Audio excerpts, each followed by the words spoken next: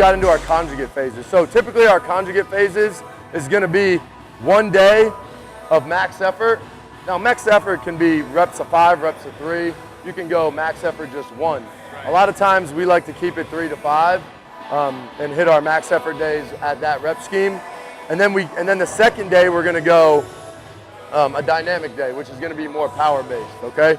So today we were on the speed bench day with him, always adding the variable resistance, obviously lighter at the bottom, accelerating up through heavier weights, okay? So the goal was to hit 1.0 meters per second, 12 sets of 3. The first 6 sets we did 1-1x tempo, okay? So that's a 1 second eccentric, 1 second isometric at the bottom, and then the X is explosive on the way up, and we were hitting sets of 3.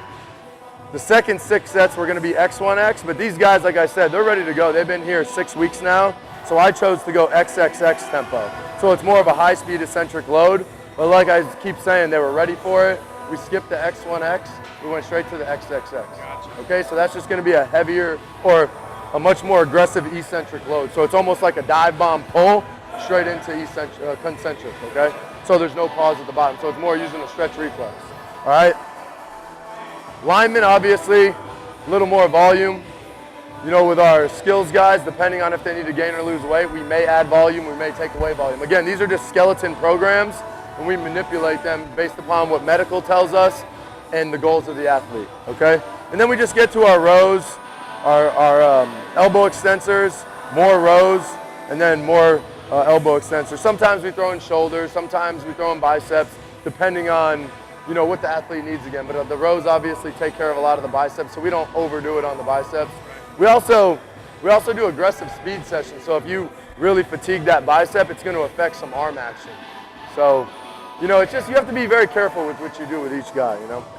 I mean, if you look at an NFL game, typically a play lasts between, what, 3 and 6 seconds, sometimes 2 to 6 seconds on a play, and then the play clock is at 40. So you're looking at anywhere between 1 and 8 to 1 to 12 work to rest ratios.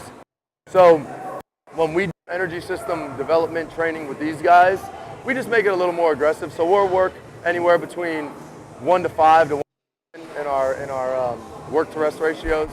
So you know, I think tomorrow on the script is, I got to take a look at it again, but I think it's 45-yard intervals.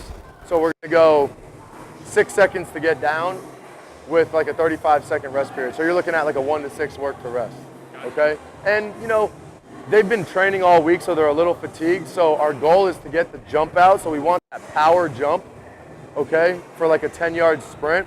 And then we're not having them sprint the whole way. It's too fatiguing, it's too aggressive on the body. So we'll have them push the rest of the way about 75, 85. Coaching allows you to see the best and worst of people and be able to bring out things inside of them that they never thought were possible.